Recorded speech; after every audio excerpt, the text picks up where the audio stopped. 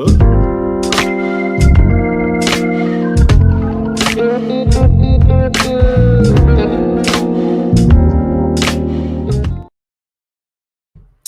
we are live. Hello and welcome everybody to the live World of Warhammer. With me today, we've got New Zealand's finest export himself, David Gaylord. How you doing, buddy? Yeah, good, thanks. Thanks for having me on, man. It's nice. Sam's actually been a supporter and active for years, actually.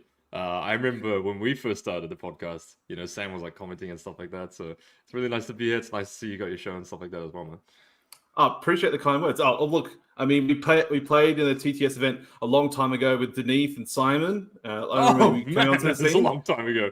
Yeah, so wow, that was the end. That was the very end of 8th edition where I was playing Shining Spears. Yeah. No, it was the end of 8th. It was 9th edition. You were running Tyranid Warrior. It was like Tyranid Warrior Codex. It was 9th edition. Oh, right. I was playing Light Harleys and stuff like that. So not that early, but still pretty early in the whole piece. So that's funny.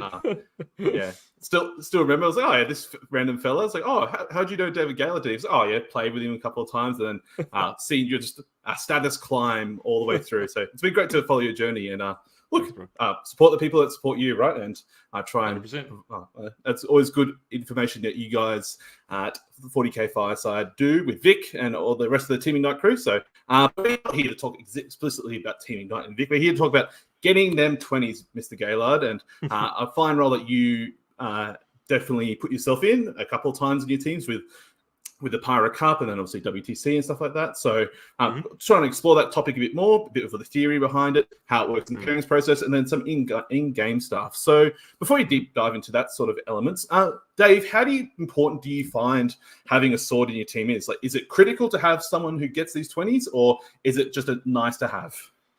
Oh, yeah, man. Yeah, first up, to set the scene, there's obviously a difference between 8-mans and 5-mans if you're playing, so not everything is directly applicable, but in a broad sense, it's kind of applicable if you're doing 5s or 8s or etc. And what I would say is that, like, when I'm talking about this stuff, that's just my philosophy. I know that a lot of teams have different philosophies on this, for example, and I think the higher up you go, and, if you're playing... Actually, no, that's not true, because France also does this, but... Some teams don't have the sword shield all-rounder analogy. They just have they focus more on army composition and matrices, and then try and align armies up good where they do fit. Or they might have just a blunder, for example. That's not how I see teams working in its best capability, and it also depends on the players that you have available to your team as well. So it's a tricky one, and teams is really tricky, and getting the composition right between player specialities in terms of their playstyle, what they're good at, and then the factions that they're on is a really tough puzzle, and that's why I think WTC is so interesting, because it's really, really hard to achieve, actually. So there's no fixed formula to it, but I kind of see the sword shield as a really solid base, a foundational base that you can start with. Sorry, all my context blew out the original question there. No, it's completely fine. And we'll go on tangents throughout. We'll dive deep into the whole philosophy and stuff like that. So we'll go on different tangents and things like that. And yeah, obviously solving that 8-man team comp for WTC is already hard in itself. Throw into a spanner into the works of you having barely a month before this sub and a whole new edition and stuff like that as well. That makes things even harder. So you mentioned there Team France has a comp ideology. Do you mind expanding what that ideology maybe looks like? Because that is a sword in itself, like it's maybe pouncing on some things, but not being a dedicated sword. Exactly, yeah. So, yeah, and that's a good way of saying, obviously Olivier Weiss, who scored 4 points higher than me at WTC, I was the second highest scorer at WTC, and then they had Matt Bonet as well do very well. I think to certain degrees, for their team composition, I would think it's fair to say that they were a sword-type player. And the sword-type player is typically a player that uses resources for the team, right? So let's say, for example, let's use Team New Zealand, for example. So in our team, we had me on Thousand Suns, and we had Jonty on Necrons with Silent King double monolith build as well. So kind of similar to France, because we have a skew build in there as well. And we decided, first and foremost, that I would be basically the first sword, and then Jonty would be second. So what that means directly in that sense is that I would have priority over Jonty, and then Jonty would have priority over everyone else. And where this happens, and obviously in the pairings process is where this is all applied, by when I say sucking up resources, because in the WTC meta, the best way to kind of lay up, so to speak, if you play basketball, lay up and then someone slams, is to be in the third defender slot. And now the reason that happens is because in the third defender slot, you've gone through enough iterations of defending that if you do your defenders first and second, such that they'll attack with matchups that are good into your sword, then you get to a matrix position very quickly that you are third defending with only one draw matchup and the rest of them are fours. So what that means is that it doesn't matter what they attack with, because you're always getting a 4, for example. And the reason that sucks up resources is because other parts of your matrix get worse to make your sword, to empower your sword, right? And that's basically what happened at WTC for New Zealand. Consistently, I had every single pairing I wanted. Well, in terms of, if I wanted to go down second, I'd go down second. If I wanted to go down third, I'd go down third. I had board pick. I'm a big part of the pairings process in Team New Zealand as well. But in addition to that, we chose first defenders and second defenders such that they would attack with units, armies, factions that were good into my faction as well. So we try and pull the resources away from, pull the factions that are good into me, into our other teams. So we take a slight loss there, knowing that I'll be able to absolutely hammer whatever matchup I go into. And my game plan is almost exactly the same, whatever matchup I can play into. So that's kind of the sword philosophy in terms of, if you're playing a 5-man, it's a little bit more harder. You might do that role in the first defender role, but in the 8 defender role for WTC, you want to do that in the third defender for the WTC that's just passed. Now at Pira Cup, I was playing guard, of course. I dropped, I think, 7 points over the event, and that role, as the meta shifts, you want a sword in different ways, obviously. But I thought that the best way to play in that was first defend. And play guard on first defend my board. And yeah, it was extremely successful. I think guard is the best first defend. And it's quite rare, I think, that you have a sword that is a first defender, because typically in 8-mans, you'll have people that will obviously, people that design lists that are direct counters to first defender lists. So that's where it's a bit unique at the moment. And I wouldn't say that that role has always been applicable in the first defender slot. So extremely nuanced in the pairings details there, but that's the kind of levels you need to take it to. And then in your list design, obviously list design is a huge part of being a sword.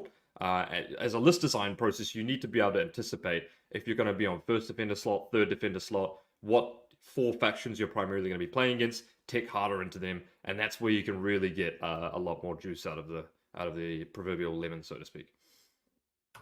There was a lot of information there, Dave, and it was great to hear. So you mentioned just earlier on in the piece getting a 4 in your matrix. So what does that mean for those people who have maybe never heard that terminology before? Of course. So every team does this differently. There's no set methodology. So every team does pairings differently. Every team does matrix estimations differently and different philosophies. A 4 for me is in the 13 to 15 range, and typically it's more on the 15 side. So what that means is that when you have a matrix, which if you're not familiar with teams, it's basically a cross grid of estimates of how your army will perform into the remaining armies of your opponent's team, for example.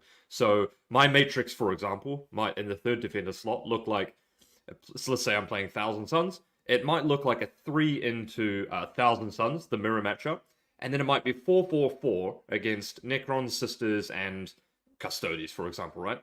So that's when now that I'm being put into the third slot as a third defender, I know that they will attack with one of those. And then the remaining matrix will be a combination of 4-4-4 or 3-4-4, which means that I only have to take one of those, which means I guarantee get a 4. So that's what a 4 means to me. I, believe it or not, never actually put a 5, which would be a 20, 18, 19, 20 range in WTC, because realistically there is a skill gap there as well. And pushing for 20s is one thing, but realistically a skill gap is a big component in there as well. And that's something to consider when you're playing and picking an army realistically as well. Yeah. Yeah, sure. It's a big call out to say, look, I'm going to get a booyah per se of like a 20-0, like guaranteed. Yeah. I cannot lose this matchup. But it's a big shot to make. And like, yes, sometimes it does work, but at the WTC level in particular, it's generally very hard. They're not here just to, I don't know, roll dice and move models. So No, There's they've put some time and effort into that piece. You mentioned earlier on in the conversation, so it sounds like with your T-Suns in particular, building that list, you were designed to beat 4 factions in particular. So was that 4 factions, or was it more like army comps, for example? So was it like anti-tank, or was it more anti-elite sort of thing? Yeah. So actually, with that, targeting factions is good. And the problem with Thousand Sons in that analogy is that they were obviously extremely strong against almost everything, right? So, as a context to this, if you are kind of one of these players that you're looking at doing this role, you need to be on the right faction. You cannot sword anywhere near as effectively if you're on the wrong faction. So, identifying the faction is a crucial part of the meta going into it, right? You need to. So, for example, I was when the game update happened before WTC, I was like, well, I'm gonna try some Tyranids out, right? Because I thought, wow, Tyranid's got a great buff. You know, Crush Sambi got the move through wall strat, etc. And I was like, wow, okay, this could be something here. So I played Tyranids, and I was beating people. I was beating people in our collaboration with other WTC teams, but I didn't really feel like it had that juice. And in the back of my mind, I knew Thousand Sons is the best army, and I had a build that I was looking at. But I knew in the back of my mind, I was like, look, I need to be going into games to absolutely be crushing people. Thousand Sons is the faction that's going to have that power level to enable me to do that. So I made the swap to Thousand Sons 3 weeks before the tournament, and then I started working on it from there. So identifying the faction that is the right role is critical, and if that's not something you're familiar with, you need to obviously be up to speed with that very quickly as well. So that's a tough thing to overcome, and that might not be directly applicable to everyone. So as a sword, you need to figure out where your faction's weaknesses are. So if your faction has a lot of weaknesses or has 3 bad matchups, for example, then you'd probably need to be in the 3rd defender slot because you need to eliminate some of those bad matchups before you go down.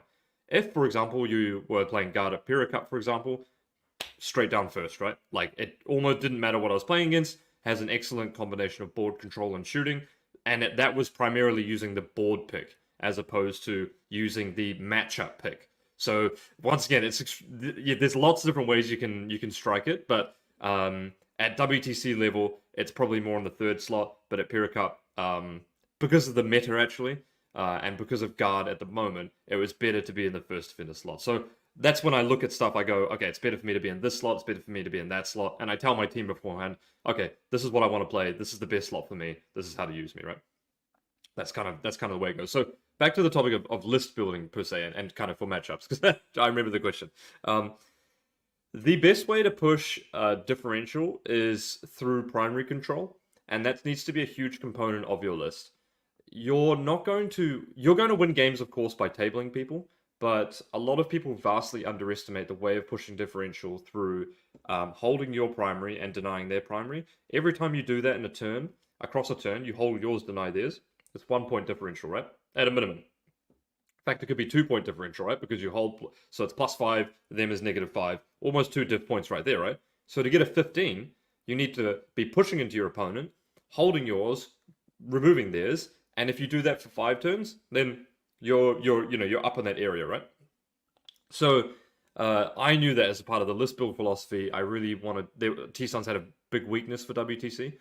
One of their weaknesses was that if your opponent didn't want to play the game, they would just stand behind walls. And realistically speaking, going into competition at that level, players are going to know how to play against Thousand Sons, so they will just do that, right? Like if you're a known sword and you're basically here to get 15 plus, 18 plus, or whatever, you will play against people that will take fixed, for example. They'll take fixed, they'll sit in their deployment zone, and they'll try and get 3 or 4 points, and they'll consider that a win for their team, right? So your whole game plan needs to change in anticipation of playing against people that will intentionally lose the game at a heavy loss just to try and get points against you. And so to do that, Mutalith Beasts were fantastic because they're a durable asset that can sit on objectives and they can really push your opponent's primary differential. And that's a direct way. If you want a game plan, right? Well, holding your objective, denying your opponent's objectives is a direct game plan for achieving that, right? Like it's a game philosophy that you can go into every single game. Not to mention the fact that you had Magnus, who's basically like, at the time, a super knight that can go table everyone consistently, right? And direct flame and all that stuff, right? So the army had so much juice behind it anyway. On top of that, but there were some lists. There were lots of Thousand Sons lists. I thought mine was the best at pushing differential, and then others were more take all comer. Perhaps wanted to play the mirror, right? And they were better at playing the mirror maybe than my list, or they were better at playing all comers, for example. It's debatable. I think the 3 Megalith Beast was the strongest in the end, but there were more high cabal ones. Like Vic obviously did really well, Thousand Suns there. And so there's different variants of it. So how you design the list is really there's so much depth to it that it is really important. There's like another great example of this is at Pira Cup. I played one Scout Sentinel, and the reason I did that was because I knew that CSM was really popular. I knew Tyranids was really popular, and I expected to be hit by that. If our opponents wanted to, I was going to be first. They could attack me with Tyranids and CSM, but I had an Infiltrate to block their Infiltrate, and then I had a Scout Sentinel. Then I had Aquilons after that. So in the case scenario where one of their strongest gun lines, like CSM for example, goes against me, and I get the win, and I go first, then I can move block their deployment choke on turn 1, and then they never leave that at all. And so, as their CSM player, they're looking at that and going, well, I can maybe play that, and he's also got 3 tank commanders and a shoot-off, so do I really want to play that and maybe get, maybe 15-5'd, where I could get points otherwise? Or do we just sacrifice someone straight into it, and try and scrape for points already? So, it's, the list building design is really big, anticipating what you're going to play against. Anticipating what you're going to play against is more important when you're a first defender, rather than a third defender. And as a third defender, it's more important to have the list design, to have a direct game plan, whether it's you're going to try and play very aggressive to try and table your opponent, or you're going to have strong primary play, etc. Yeah. A lot of great information there, David, and it was great there at the end there talking about tabling your opponent versus primary denial, and obviously it's more interesting now, and I guess this version 1.2 of Pariah, how secret missions have been nerfed just a little bit more, so you can't catch up as easily in the primary scoring, still a little bit, but not nearly as much. And I was curious to hear a bit more about, obviously, with your T-Suns and Pure Guard, you sort of had a bit more, I would say, fair to say, a bit of a broader band. But how neat would you go with the attacker role? Because many times it's very easy, or I guess earlier in your team's experience, it's like, oh, we want something anti-knight or anti-big. Let's go Elder with Fire Prisms, your War Walkers, like all the Bright Lances, all the anti-tank, big shooting. But sometimes when you pair like such a list, which is so niche, and I think we'll talk about maybe as well, is like Manny, for example, the Blood Angels that had a very direct role to play. Sometimes you get countered and it's maybe you're feeling too niche of a role. So how do you, I guess, in the wider team, how do you design a list that doesn't fall victim to that? Or do you take the risk of it happening and pray it doesn't happen, I guess? Yeah, it's actually a really great point. And at WTC, you'll still find that this happens, which is quite surprising. But I think in general we're pretty bad at Warhammer. Like we haven't solved the game like to any degree, not like League of Legends or something like that. You know what I mean? So if you look at, so this is a great analogy. Deathwatch last year wasn't the right Marine faction to play. It had a stellar game into GSC. It had some good matchups anywhere else. But did you ever get to play against GSC? Probably not. If your opponent is smart, they just don't give you the matchup, right? So the analogy is very similar for Eldari actually at this tournament. A lot of people are playing 15 Scourges, etc., etc. But if your opponents are good at pairings, they're simply going to go into that matchup knowingly, or they're going to never give you that matchup, right? Sure, if you play it against double knights, then it's a little bit easier to try and use that as a second pin, right? But it's actually a trap more than otherwise to have an army that has a specific role against a specific army, unless in one scenario.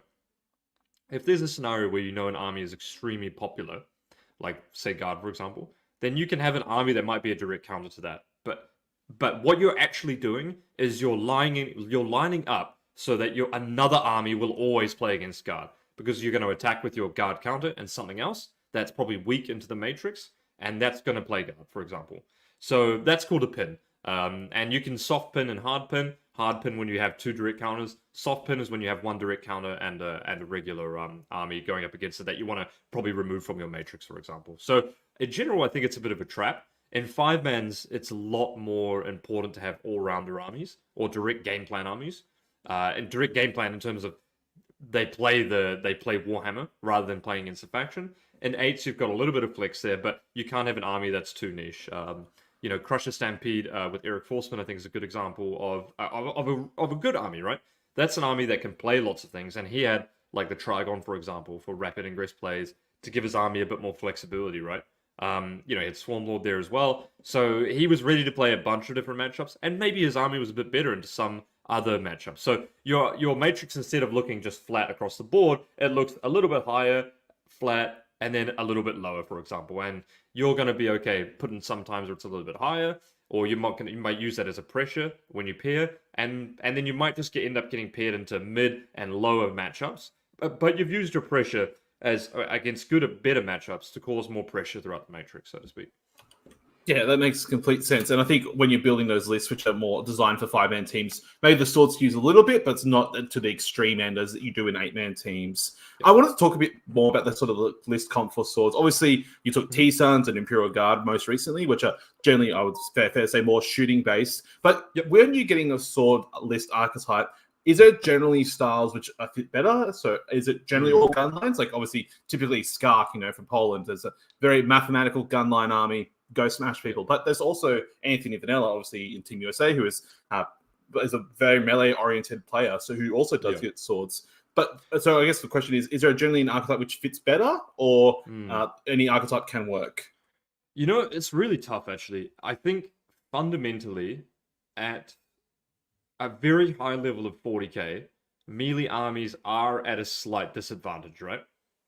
For example, the very highest levels of 40k, every single person will... So for WTC, if you guys don't know as well, you're playing on 4-hour rounds here, right? So which does have quite a good impact. And like how the game plays, it is quite impactful. Because every single move you do, every turn, your opponent will pre-measure everything that your army can do at the highest levels.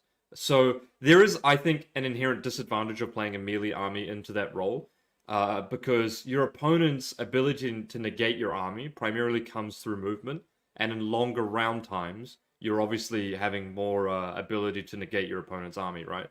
An army like Thousand Suns was basically playing 51k, so, it's like, doesn't really play the game, right? It's kind of like, my Magnus can move 32 inches, my Sorcerers can shoot with indirect. That is the perfect type of army for a sword at WTC, right? Because, for example, apart from like a skew list like Olivier's 120 Black Templars, which is kind of not playing Warhammer as well to the same degree, right? But Thousand Suns is perfect because your opponent might not understand the army well, which is a good component. If you're a sword player, having a off-meta sort of list or an army that's quite hard to play against is very important.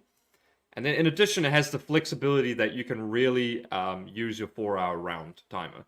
And it's not succumbing to, well, your army can move, advance and charge, you can move 10 and then charges, right? No, it's like, well, my army can move like 30 inches, I can do this, or I can do that, or I can do this, and then I can indirect you. So it really it puts the onus on you as the player and the driver's seat to play well and maximize your player skill by playing well. Whereas some armies like World Eaters, which I think actually World Eaters were very good at, WTC. We played World Eaters and Alex Taus, did very well for us. But an army like, say, for example, Blood Angels was definitely not the right choice, in my opinion. I think if you look at the top Seed 1 teams, almost every single team took Dark Angels with 15 Deathwing Knights, and only England took Blood Angels. Now, what the decision factor here really is that you can take an army that can maybe hit harder, and Manny's list was, of course, quite skewed in that sense that it was basically all gas, no brakes. I think he had 2 units with OC in his whole army or something. So, there's obviously whether that's the right build or whatever, like, let's just leave that aside. But England took that, and Manny is very clearly one of the best players, and particularly one of the best players in the world, one of the best players in their team, and that's historically been one of his playstyles. They've also got Vic on their team as well, which I think really fills that role. And then we've got all the other teams that have played Dark Angels, and we didn't play Dark. We took Blood Angels, which was a mistake again. But I think the decision factor comes around to this: would you rather have an army which is certainly more volatile in Blood Angels and definitely at the mercy of your opponent and has an absolutely shocking matchup into Thousand Suns? It's an 0-20 range. Or would you rather have Dark Angels, which is actually good against the best army in the meta, but isn't capable really of pushing larger wins, right? So would you rather have, and does your team composition need the ability to push larger wins, or does it have and need the ability to have a consistent win army? I mean, when you're talking about the differences between Blood Angels and Dark Angels in this sense, it's a bit of a no-brainer because Dark Angels was so strong. There was almost no downside to playing it. The downside of matchups that it couldn't push as hard were 1 to 2 to 3 diff points, maybe. But it was a consistent 12 army across the board. So there's scenarios in that case where it's kind of like, well, it doesn't really matter how much more you can push because this army is so good against everything else, for example. But yeah. Yeah, a very elaborate answer again. It's great. And it's interesting to hear about, I guess, putting, that many decision points in your opponent's mind makes things harder, as you said, with Thousand Suns. You endless possibilities and what you can do. And in pure regard to a little, maybe not to that extent, but does a little bit of the same way, right? Obviously, you can go +3 move, or go +1 hit. I can do this, I can do that. Yeah. Aquilons, yeah, of course, Guard's a very dynamic army. And it was actually a very dynamic army before Aquilons as well. Very move orientated, very board, very board orientated and stuff like that as well. Yeah. Yeah, and so I guess I wanted to hear about that a bit more. So when you're developing a sword list, is that early on in the process? Do you try and identify that early on for your team comp, or is it better offsuited during the middle or towards the back end of the team composition? Yeah. So it does depend on what kind of player you are. We're a little bit unique in New Zealand in the sense that I don't want to say I have like the rule of law, but for example, if there's a faction that is the best in the game and will be the big pusher, I will almost exclusively say like I'm going to be playing that. So a little bit lucky in that sense. Other teams have that as well, right? Like, so I think Manny is a good example as well. He will be like, I'm going to play this, for example, and he can swap onto a faction, and because that faction is the best for the role. Yeah, it is. You do need to have a good understanding. Like, obviously, WTC is a little bit unique in that sense because, and Pyrrha Cup as well, because we had basically changes like a month beforehand, right? Which may sound like a long time, but for WTC, that's not much time at all. So yeah, you need to have it earlier on, and the earlier on you can identify that, the better it is, right? Because then you can start tailoring your list more and more and more. So yeah, it's a bit of a tough one. There's not a super great answer. We had Jonty for our team, who was in a very, very similar situation. We were debating a long time to put him on Tau or Necrons, actually. Now, Jonty had been playing Necrons for a long time, and I would put him up there with probably like maybe the best Necron player in the world. He's extremely good. He's one of the strongest New Zealand players. And so, but he also played Tau. And actually, in my head, I thought, Tau was one of those armies that definitely rewards an excellent pilot, and it's not going to be popular. So people might not have a ton of experience against it. So I did see a lot of value in Tau there. But at the end of the day, I thought if we can have Jonty on a curveball army that can also be a pusher, like that's a very deadly combination, right? A curveball army that is a pusher and gets big wins on big layups is almost the exact scenario that you want. And so, Olivier Weiss, Black Templars was a lot like that. Matt Bonet with the ACDC and Raiders was a lot like that as well. So that's really like the sweet spot to hit. So yeah, it depends on your players, and it depends on your team, your team players' personalities as a whole, like how comfortable are they with swapping. Obviously, like, I'm very comfortable with swapping. I played T-Sons, like, back in 9th edition, but I played them twice before coming to WTC, and I played a total of 12 games before playing WTC, which is a lot lower than most people. Let's just say that at least. So I had a good chance to, pick them up and play them, yeah. Yeah, well, kudos to you for only having played 12 games and still be able to perform that level at WTC. It sounds like it's something that you are very good at, is playing a limited amount of games, but having that mental knowledge and understanding to still execute very well. Because I know other players wouldn't be able to perform to that extent and require those 20, 30, 40 plus games before they're, okay, I'm very comfortable. So yeah. I guess although what I would say is that I had the Mutalith Beast build, which is a little bit more, it's a bit more direct game plan as well, right? Hold and then defend, and then, you had, as long as you knew how to use Magnus correctly, and the play patterns are actually quite repetitive in Thousand Suns. Your deployment and play patterns are pretty repetitive. Your turn 1 is more or less the same. Your turn 2 is a rapid ingress plus an indirect, and that's kind of the same. So once you kind of understand that, like, okay, this is like everything you do every turn. I'm one of those players that whenever I play, I have extremely strict understandings of this is what I do turn 1, turn 2, turn 3, turn 4. Every single unit has a time and a place that rolls my army, and so I'm a bit weird like that as well. Nothing wrong with that. Nothing wrong with that. I mean, look, Brian and Jeremy Atkinson just had the magical Chaos Knights, and they must have had the smoothest of brains T-Sons player time. So, but anyways, so you talked about there, I guess, it's ego or personality style for those sword players, and you definitely have to have some sort of personality to be a sword. What personalities or play styles would you generally recommend are best suited for the sword archetype? Yeah, so I would say that and this is not to like self-inflate too much, but the sword role I think is the hardest role in teams. But that's not to say it's the most important. It's the most difficult to execute, but it's not the most important. So, for example, every diff point that I get is the same diff point that my defender gets when he's trying to play for a 7, for example, right? So, for example, we actually had Michael Taylor on our team playing Sisters, and we identified early in the Matrix that he was probably going to be playing against Thousand Suns a lot. Now, he actually had a build that was good against Thousand Suns as well, and because I'd never met I'd never met 4 of my teammates before going to to Belgium. But the day that I arrived, we had Michael and I had practice games. Then we played the day after we had practice games, and I coached him directly on how to just get better at playing against Thousand Suns. So as you can tell, like that's really important. If he's attacking into Thousand Suns, it's just as important for my Thousand Suns attacker to be just as good as it is for me to be against someone else, because it's all the same diff points at the end of the day. So you can not only get mileage out of improving your other players against your faction, but you can do it against yourself as well. So back to like the player personality, I think defenders, it's really tough actually, because actually I think defenders get this wrong more in my experience. Though defenders get this wrong more often than not than sword players, for example. It's more common that I see people that are going into matchups playing Warhammer when they should be playing for a loss. And actually playing for a loss is a skill that I don't think gets recognized as much as it probably should, because I see it going wrong so many times, because I'm the pusher, obviously. So I see people that are going into matchups where I'm like, mate, you're playing for 5 points, and they're playing Warhammer, and then I 20 them because they should be playing for 5 points when they're trying to play for 8 or 9 points. And believe it, it may sound like a small thing, but it's a completely different game plan. When you go into a matchup, let's just say I played Pyrrha Cup, right? If every single opponent I played into was like, I'm just here for 5 points, then I would have lost another 15 diff points of my total score, right?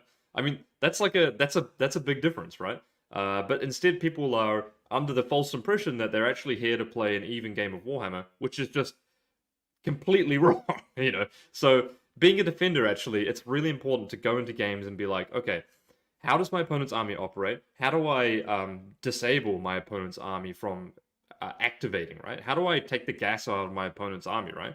Well, if you're playing against maybe a Vic VJ style of Thousand Suns, that involves just staying behind walls. And if it means not leaving your deployment zone for a while, then you're not leaving your deployment zone for a while. Because if you let your opponent's army activate and table you faster, if you're playing a defender role, then you're losing the game faster. You need as much assets to survive. And at the previous WTC, I told our Custodes player, because this is when Wraith Knights were around, and he was playing against, he had played like 2 tournaments in his life, and he was playing against Wraith Knights and stuff like that. I said, look, Charles, I said, the plan is survive to 5. That's all you need to do. When he puts his Wraith Knight out, you pre-measure it. How far can your Wraith Knight go? +6 for Phantasm. Then you hide from it. You never let, if possible, you never let his Wraith Knight see your army and survive to 5. And because I said, Charles, you're not playing to even get 7 points in this matchup. You're playing to get 4 points. So you need to figure out how to make your differential less than 30 points in the game, right? That's your goal. And when you come back and you say 4, we're going to be super happy. When you come back and say 0, we're going to be like, man, could you not have gotten like a 2 or something, right? So in teams, obviously, there's a gradient of how successful you are in a match. And I think so for a defender role, and I guess it's kind of unique because being a pusher, I see that mistake happen so many times. So that's kind of where I see people go wrong playing against pushers, for example. So you need to have that willingness to lose mindset as a defender, for example. So go on. Yeah, it's okay. Yeah, it's all good. That's great to hear from the defender perspective. And when Dave's talking about the defender role, he means the person on the receiving end.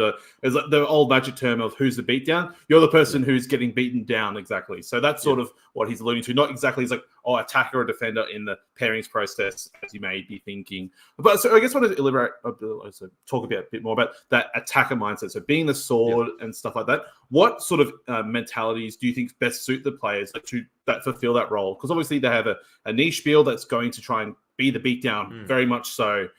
Do you have to be someone who's willing to take a bit more risk and expose yourself? Or do you have to be a bit more cocky and confident? Or are you able to be a very stereotypical Nick Nanavati, I'm going to sit in my corner and score my points and still be a sword attacker? Yeah. I would say one of the most important, obviously apart from being a good player, right? Like that's thing. And I think the sword role might help a little bit being good at 40k. The sword role really does require a quite a high level of play. Like in terms of, I think it's a bit easier to play the defender role and sit in your deployment and play for a small amount of points, or play a take all comers, because then you're kind of playing 40k, right? But as a sword, you really need to be stepping on your opponent's throat as much as possible. So you need to be maximizing every single part of your army as much as possible. So to begin with, you need to be going into a matchup, understanding already what the matchup is at a very nuanced level. So you need to know going into the matchup if your opponent should be playing for like a loss, or they should be playing for a very hard loss, or you need to evaluate very early on from their deployment, from your talk before the game, for example, how they think the matchup is going to go, right? Because all of that is absolutely critical. If you understand that your opponent thinks they're going to play Warhammer and you're a pusher, that's good, right? That means you're going to be able to play as much Warhammer as possible from early turns in the game, right? So for example, I played against Imperial Cup, a guy playing Imperial Agents who actually killed like 450 points of my army on turn 1. So, but the thing about it is that I knew from early on in the game that he was actually going to try and play Warhammer as much as possible. He thought he could get like an 8 or a 9, right? And I knew that based on his deployment and the way that he was judging the matchup and stuff like that. So already I'm like, okay, this is my mindset I need to be in, and this is how I need to deploy. I need to deploy a bit more carefully because he's actually going to play Warhammer. I disrespected him a little bit too much, but you know, I mean, he had a massive go turn where he killed like 400 points, and then I just tabled his toughness 3 Battle Sisters army and Canis Rex afterwards. But basically, the deployment changes based on that, right? If you know and can evaluate the fact that your opponent thinks this matchup is X and they're going to play for a 5, then their deployment should mirror that to a certain degree, and your deployment needs to be as aggressive as possible, right? So if you're assuming that your opponent knows they're playing for a 5, you're putting the gas on the pedal straight from the get-go. If you're assuming and you think your opponent knows that they're playing for a medium game, they're playing for 8 or 9 points, then they will play Warhammer, right? And then you need to be slightly more cautious, but on the flip side, you know you're going to activate more. And when you can activate more, you can take advantage of every single thing that your opponent is giving you so much more, right? If your opponent feeds you 2 additional units on top of what you're then going to go and reach and kill in addition to that, you're going to be pushing much higher differentials because they're misevaluating how the game is supposed to go. So evaluating the game, understanding your opponents, there's a bit of psychology in that as well. Looking at how they deploy, looking at their army list, understanding the table and the matchup. Board pick is important there, of course, as well. Is really, really critical on pre-evaluating how the matchup should go. Here's a good example. Sorry, if your opponent takes fixed, for example, and you're a pusher, well, obviously they're just going to sit in their deployment zone, right?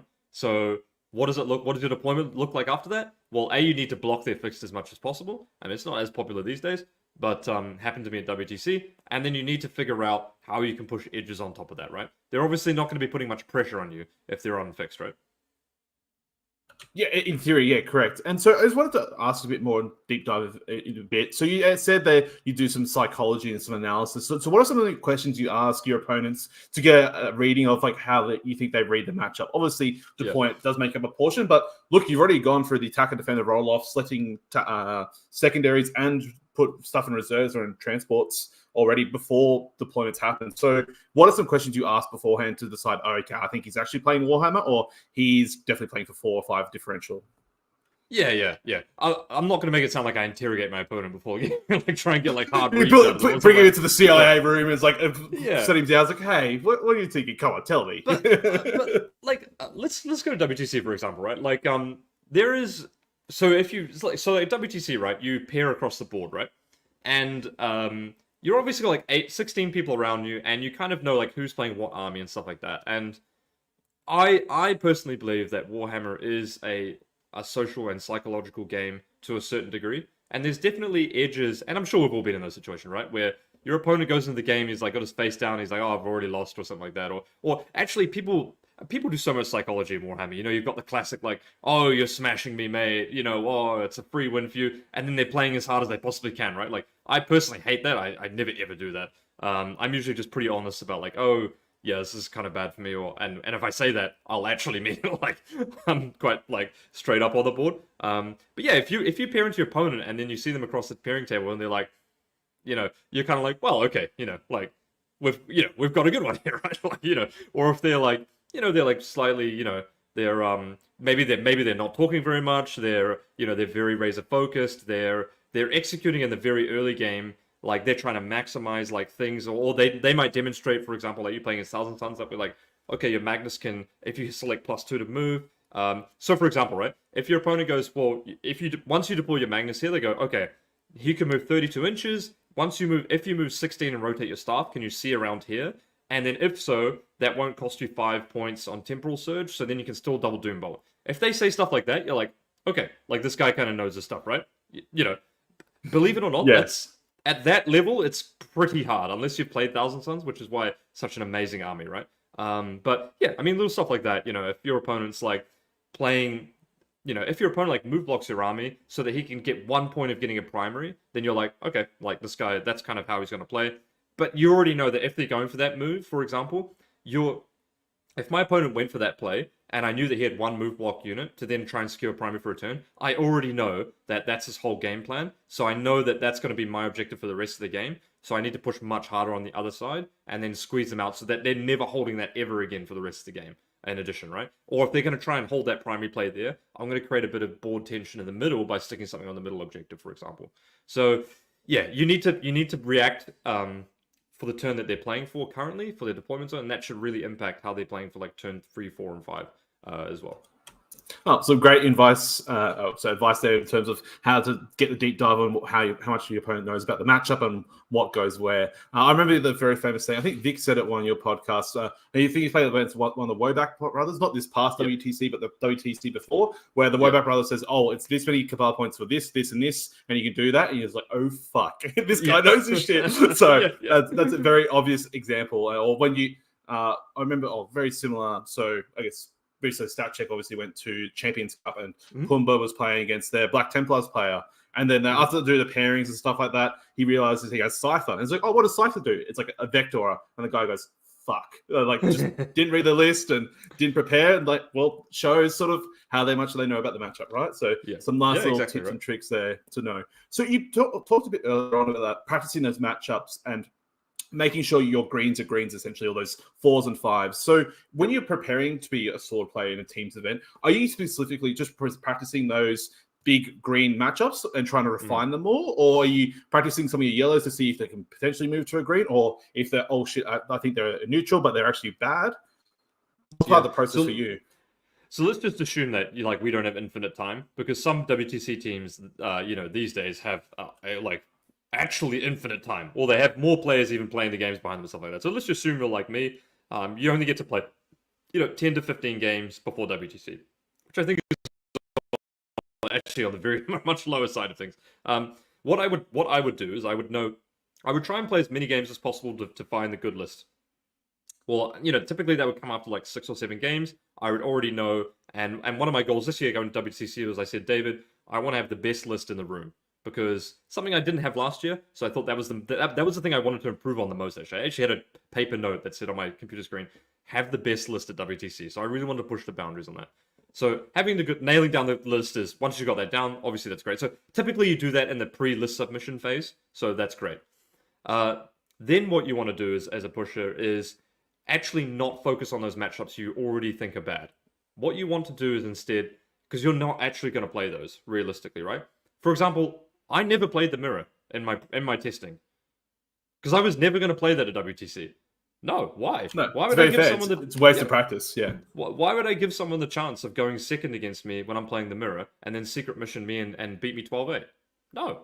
Why would it? That's ridiculous, right? That's not what I'm here to do. And that may sound weird to people, right? But it's the same as Deathwatch versus GSC, right? You're probably never going to play that matchup. So what's the point in even building a list for it and even practicing it, right? So yeah, I was playing against things like luckily I played a lot of Hypercrypt personally, so that was a matchup I was already super comfortable with, and it was a good list at the tournament. I played Tyranids as well, so I kind of had those two bases covered. So for me, it was playing into stuff like Death Guard, Blood Angels, World Eaters, stuff like that I needed to know, okay, this is definitely 20 range, and then just getting all around like game plan, playing against like variety of armies. Because once again, like I had the beast build, which was pushing differentials by holding and denying primary very quickly, and then it had a lot of table pressure on top of that as well. So yeah, that's kind of the way that I focus on things. It's much about learning the army, and so actually, when I played against Canada in the final round, I'd never played against Custodes before. So actually, funny story, when we're doing the pairings, I was playing against Canada's captain, really lovely guy. Chris Haynes. Yeah. Chris Haynes, yeah, sorry. Forgot his name there. And he had the Warden brick, right? And so during the pairings, we've got our coaching staff behind us as well. I had Custodes as a 3, which was wrong, right? But during the pairings, when I'm going down as third defender, we have him and another player down. Another matchup which I believe is an actual draw, and Chris on Custodes. So we stop the pairings. I get a judge. I tell my coaches to get a judge. I said, "Can you get a confirmed ruling on how the Warden declaration of a 4-up Feel No Pain interacts with the Cabal ritual?" Basically, short story. You have to declare whether you're going to do the 4-up Feel No Pain before I even have to say if I'm doing Temporal Surge or not, which is really, really big. Because basically, you can ask them, well, are you going to 4-up Feel No Pain? If they say no, then you Temporal Surge your Sorcerer, then indirect them, and then you basically kill them, right? It's the same with you could then Temporal Surge and then Doombolt, for example. So stuff like that, you kind of obviously you're not going to maybe play against everything, but you need to be able to be work on the fly with stuff like that, and that just comes from like a huge experience of playing Warhammer. I kind of know Custodes are, they want in my head of categorizations, they're the big slow army that, does a ton of damage immediately, but they're a big slow army. So like by definition, if you move and play well, and of course if you have 3 disc sorcerers, that usually helps as well. You can just outplay them by moving around the board usually.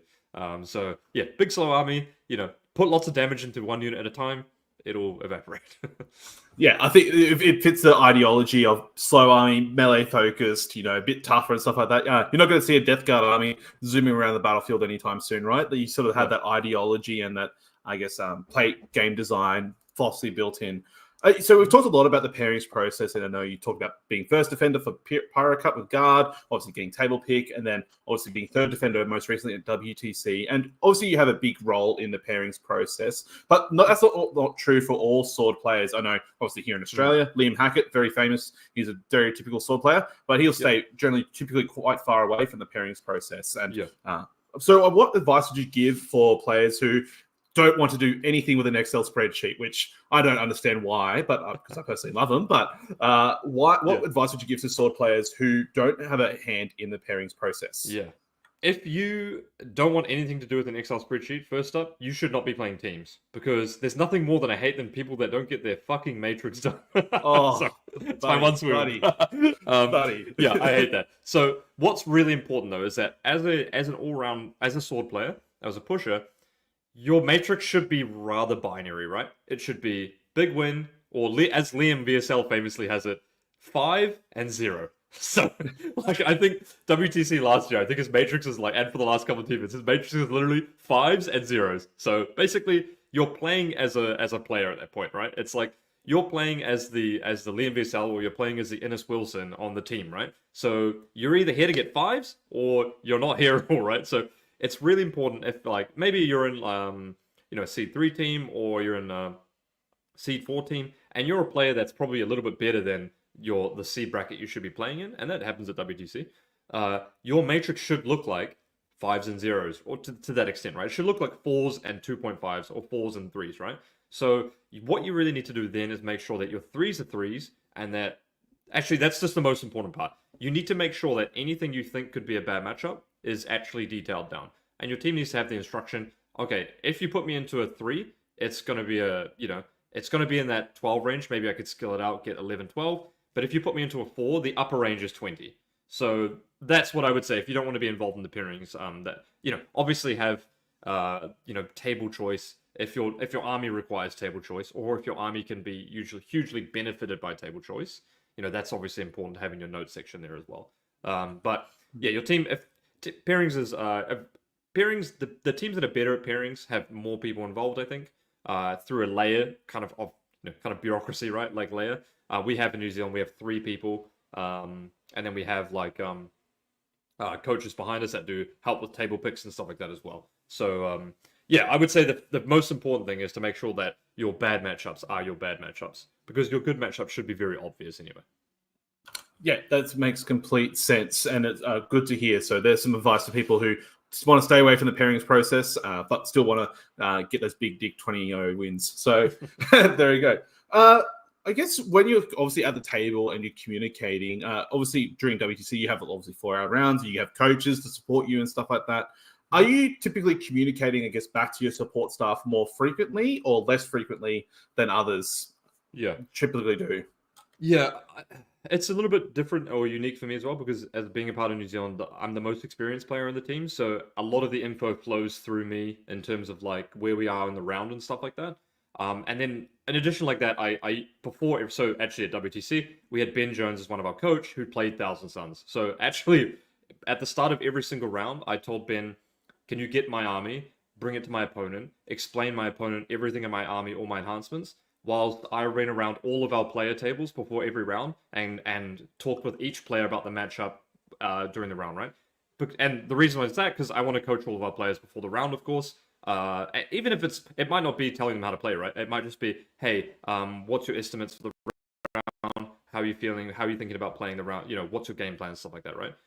And after the pairings, we would also go around in a circle and say, hey, this is I'm playing for a 4, I'm playing for a 3, I'm playing for a 2, so that just to really solidify what we're here to try and achieve in our round, for example, right? So a lot of the time Ben would be running my opponent through the army, and I would obviously tell my opponent, hey, by the way, I just need to go around talk with my players beforehand. Ben's going to run you through stuff, of course, and then I'd be at the table. But actually during the table, weirdly enough, my coach, so the information does flow through me to a large degree, and Finn, our captain, as well.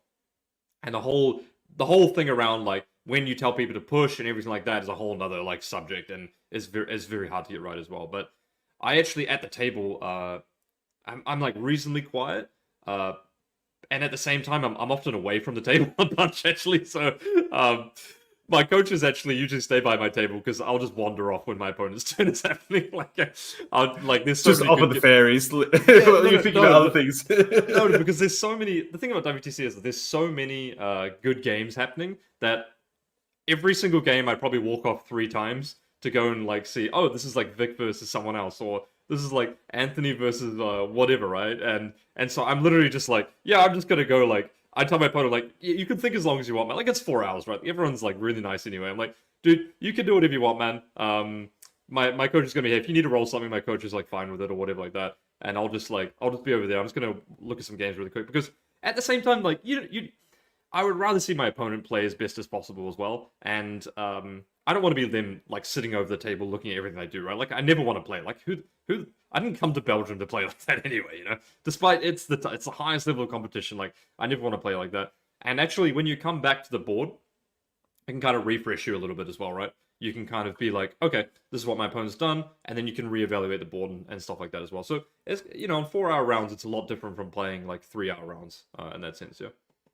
Yeah, but that time away, as you said, may help you though. Just get that bit of break, like turn off your brain a bit, because obviously Downside's not the easiest army in the world to pilot. Obviously, despite you saying the play patterns, look, I know many people say T-Suns is not the most easy army to play, but refresh your memory, then come back and do your job the best way. So, but what's happened sometimes in the game of Warhammer is sometimes shit hits the fan, right? Sometimes you got a bad data input, you think it's a light green, it goes more to yellow or orange, or the game's just skewed, right? Like when you're pushing for those big differentials, sometimes shit hits the fan. The dice don't go your way, or you made a misplay. So what advice would you give to those sword players who have made that push and are trying to correct the shit exactly?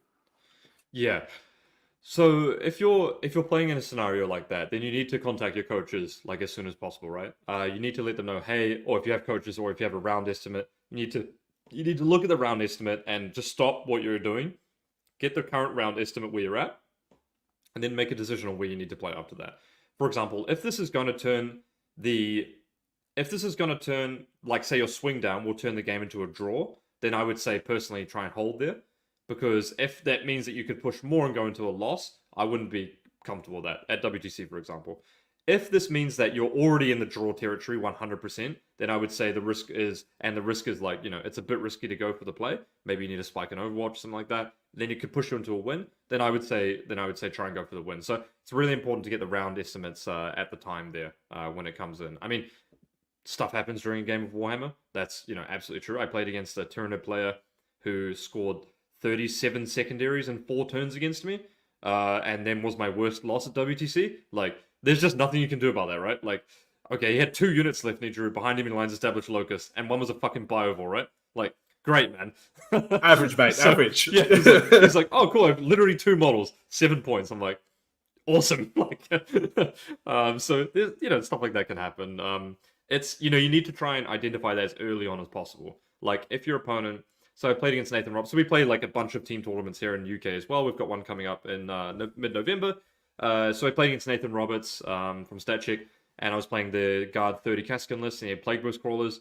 He straight up one-taps a unit of 10 Kaskin with 3 Plague Burst Crawlers, which is like incredibly unlikely. I mean, he can battle shock them, and that's fine, but he just straight up killed 10 on turn 1, and they were battle shocked, and I was like, well, that's like, Cool. It was something like 1.8% chance to happen. And because I'm saving on 4s, I was like, well, that's kind of crap. So yeah, you kind of know, like, in your head, okay, just knock it down a point, right? Like, just knock it down a point. And so, during any serious team tournament, you should have like a scorecard. We've got one of these, which is like 0, 2, 4, 6, 8, 10, 12, 14, all the way up to 20. And you basically hand that around and you just point to whatever number you think your current matchup is. And then you keep a tally going like that. And, you just ask for the paper, hey, put that in something. I mean, everyone has like dice. Believe it or not, I'm as lucky or as unlucky as every single other player in the world. But sometimes people do things to mitigate their luck a little bit more than others. Yeah. That's great advice there. And so I guess in playing the round, do you try and play your matchups more quickly and fast to guarantee, we've got the 20 secure in the bag, or we've got a very favorable win, like a 16-4, obviously Liam VSL, very stereotypically, or Nassim, for example, they play their games very quick, they get done 30 minutes, easy 20, done and dusted, off they go to the races. So do you think that's the advantage and something you should be doing as a sword player, or it doesn't really matter as long as you guarantee the result? That's all that matters at the end of the day. Yeah, it's a tough one. It's think hard, whatever right? suits your whatever suits your playstyle is the most important thing to begin with.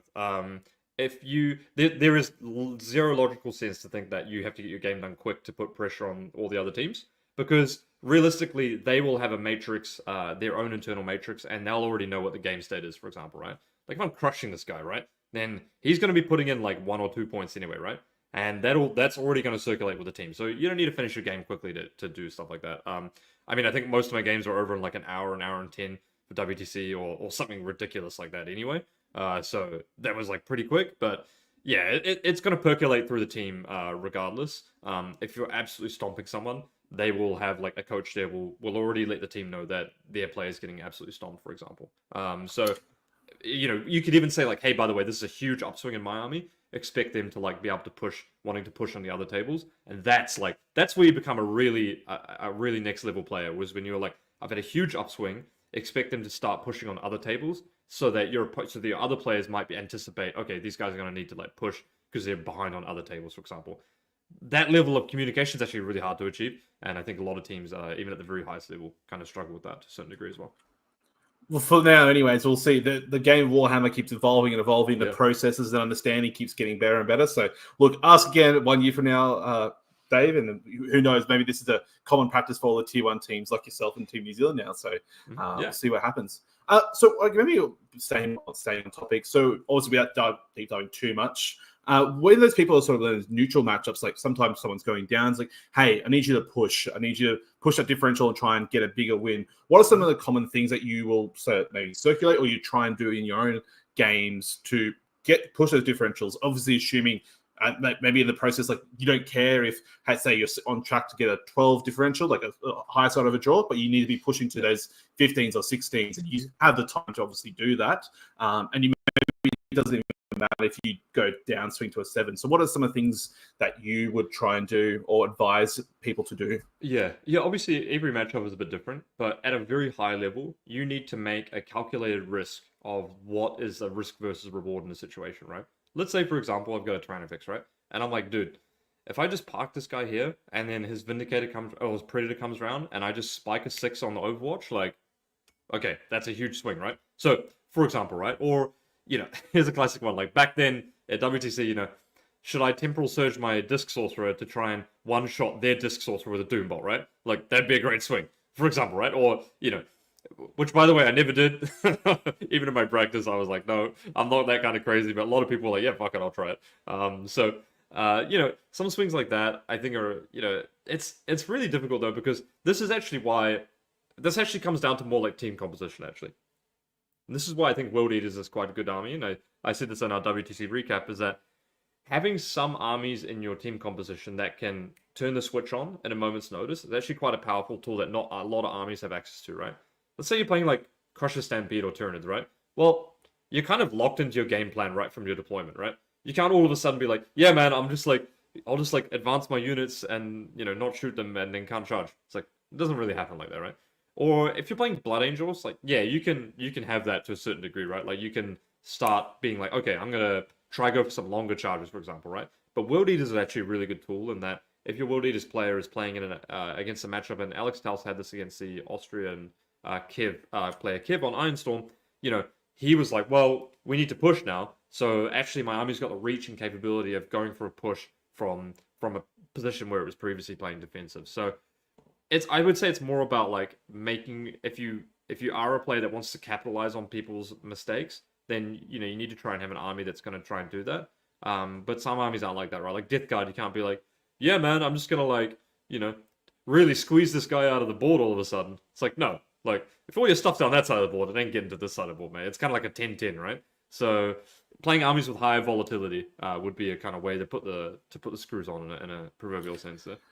Yeah, as much as that Blight Lord Terminator may want to try, it's not going to make beyond a 16-inch charge, right? Like it can only move 4 and then charge 12, or it can only do so much. So no, I think that's some great advice there. And I think it's more like if you need to just try and like puzzle solve and analyze where certain, like if you could make this happen, that would be big, right? Like it might be a chance where you can make a 10-inch charge with your Rhino or something like that, and that would like tie the unit up, and then you would have stage your whole army behind that or something. Maybe plays like that, for example.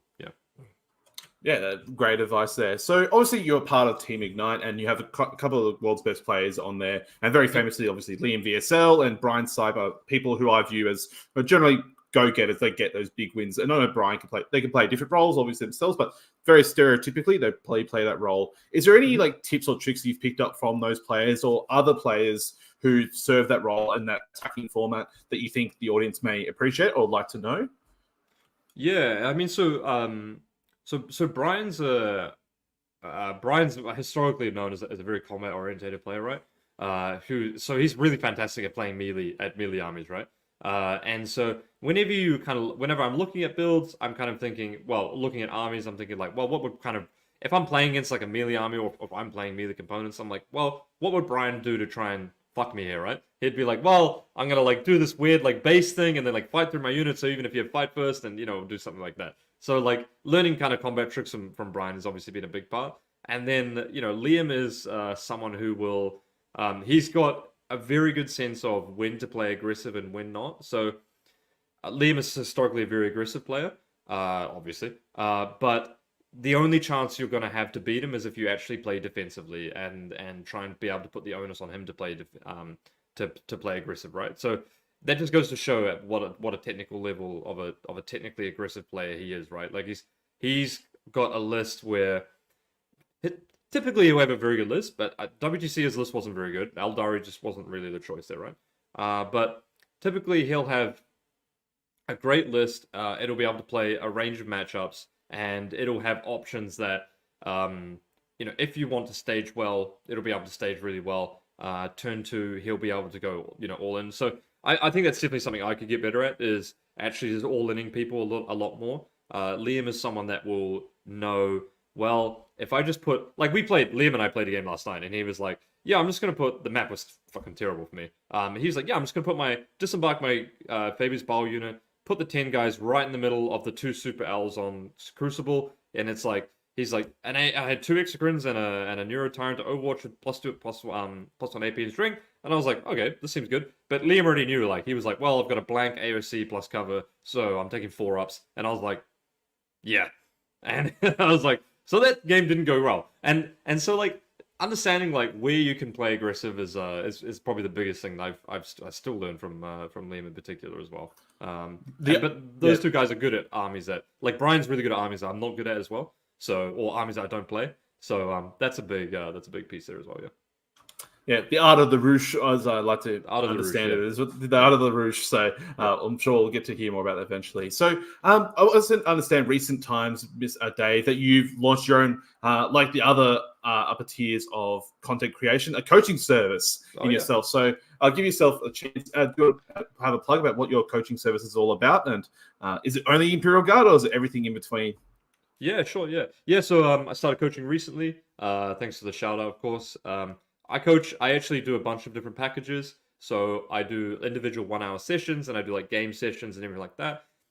Primarily Tyrannus, Necrons, Guard, and Plus, but I can obviously coach if you're not at the Warhammer World Champs level, if you're not at the WTC higher level, I can obviously coach for basically any faction there as well because it's more about understanding the game. And then I do team consultation as well. So if you've got a team tournament coming up, I do a 2 hour session where I work through your matrix predictions, your strategies, your team composition, your list adjustment for what you're expecting to hit. So, a lot of stuff what we talked about here, basically. So if you've got stuff like that coming up, yeah, feel free to get in touch. I've actually had to turn away a couple of clients because I'm super busy at the moment. But everyone, I mean, I've had a fantastic response so far, and I've really enjoyed it. I've got some of my students or clients, I'm not sure what to call them, but students going to WCW, LVO. I've got a couple of WTC players looking to get better at exactly like what we've talked about in this, and I go over like how I see the game, my philosophy of how to be pushing or if they want to be pushers, and obviously the state of guard and stuff like that as well is really big. Yeah. I'm sure you can. So you go ahead. I was going to say, you can get in touch at like 40kfireside@gmail.com. Maybe Sam will put it in the description or something like that. Yeah. Yeah, I've got in the description. I'll have it in the description down below. So for links for such. Look, I'm sure you could create like colloquial term for what your clientele people are. Some young Padawans or Jedi, aspiring sorcerers. There we go. Aspiring sorcerers. That's a good one, yeah. There you go. That's a good one. Yeah, you should pay me a commission for that one. No, I'm kidding. So all good. But as we wrap things up, is there any final plugs or shout outs you'd like to make, Dave, before we wrap things up? Oh, yeah. I mean, obviously, I'm part of the 40k Fireside podcast with Vic VJ as well, and with Team Ignite.